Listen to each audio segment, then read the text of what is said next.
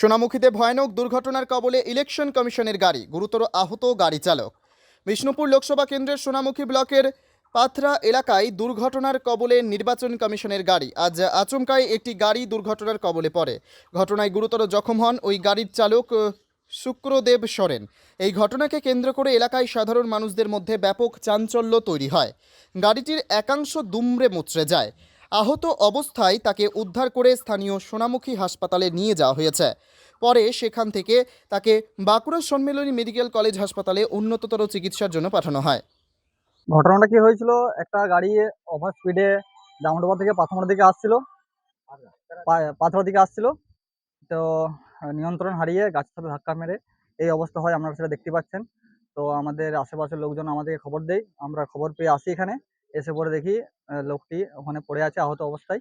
তো আমরা নিয়ে পরে ওখানে সোনামুখী হসপিটাল নিয়ে যাই। সোনামুখী হসপিটালে প্রাথমিক চিকিৎসা হয়। প্রাথমিক চিকিৎসা হওয়ার পর ওখান থেকে বাঁকুড়া মেডিকেল কলেজ রেফার করে।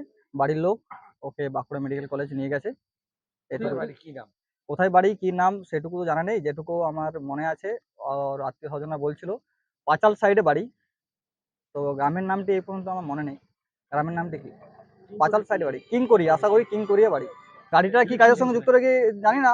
তো ওই স্টিকারে লেখা রয়েছে ইলেকশন কমিশন স্টিকার লেখা রয়েছে, এটুকুই আমরা দেখতে পাচ্ছি।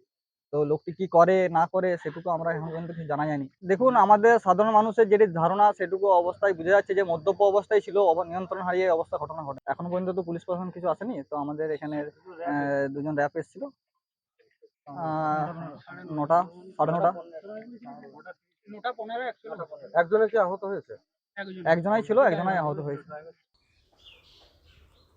Bureau report, PB news.